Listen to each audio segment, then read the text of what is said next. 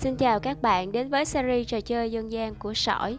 Nếu đây là lần đầu tiên bạn đến với kênh của mình thì hãy bấm nút đăng ký để không bỏ lỡ các trò chơi hấp dẫn đã được lưu truyền qua các thế hệ. Các bạn cũng đừng quên để lại cảm xúc hay những ý kiến cá nhân của mình ở bên dưới video nhé. Hôm nay tôi sẽ hướng dẫn các bạn một trò chơi dân gian của thế hệ 8X, 9X xưa kia. Trò chơi ô ăn quan. Muốn chơi trò chơi này thì ban đầu bạn phải thiết kế một cái bàn chơi. Bàn chơi ô ăn quan được vẽ trên một mặt phẳng. Đầu tiên thì ta vẽ hình chữ nhật.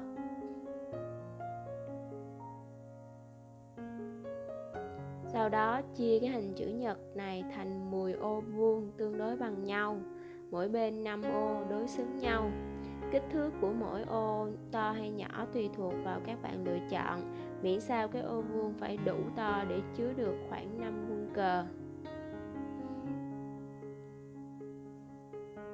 Các ô vuông nhỏ này thì mình gọi là ô dân.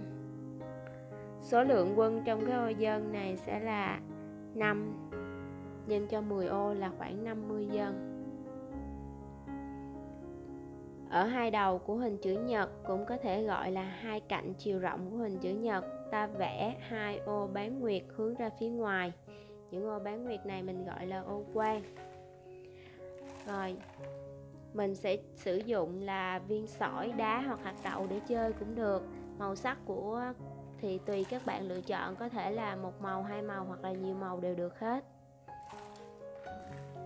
Mình sẽ xếp hai ô quan ở hai đầu, sau đó là những ô dân, mỗi ô vậy là 5 viên. Luật chơi: từng người chơi tới lượt của mình sẽ tùy chọn một trong 5 ô dân của mình để bắt đầu. Mỗi ô rải một dân, tức là một viên sỏi. Khi rải hết sỏi mà ô kế tiếp còn sỏi thì ta tiếp tục đi với tất cả các sỏi của ô đó. Nếu ô kế tiếp trống thì ta được ăn ô phía sau đó nữa. Tiếp tục, mình ăn xong rồi sẽ đến lượt đối phương đi.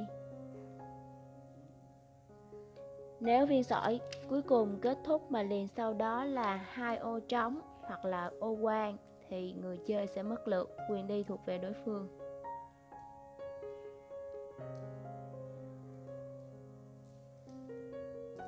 Cuộc chơi chỉ kết thúc khi mà toàn bộ dân và quan ở hai ô quan hình bán nguyệt bị ăn hết. Trường hợp hai ô quan vẫn còn thì cuộc chơi vẫn tiếp tục. Bởi vì một ô quan vẫn còn nên cuộc chơi vẫn tiếp tục. Mình có thể ăn liền kề hai ô nếu mà cái ô trống cách nhau.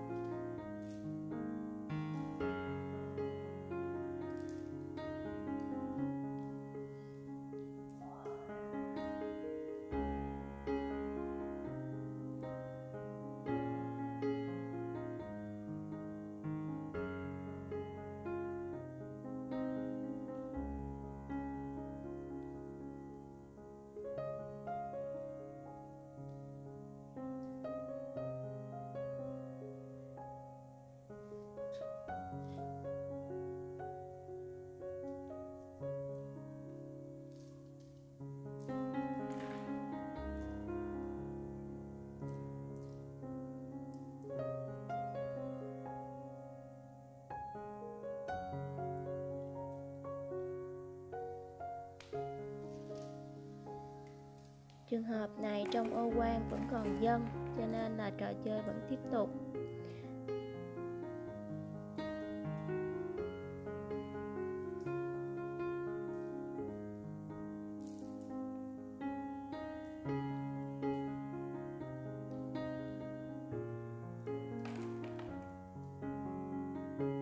Nếu như mà toàn bộ 5 ô của mình đều trắng hết thì mình phải bắt buộc lấy quân ra để rải.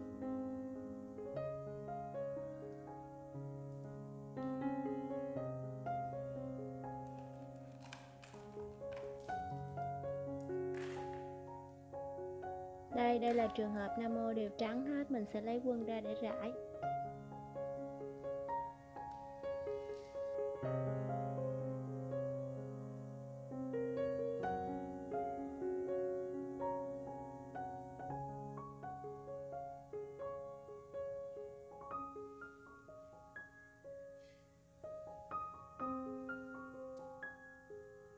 Đây là trường hợp ăn liên hoàn. Các ô trống đều cách nhau, mình có thể ăn liên tục.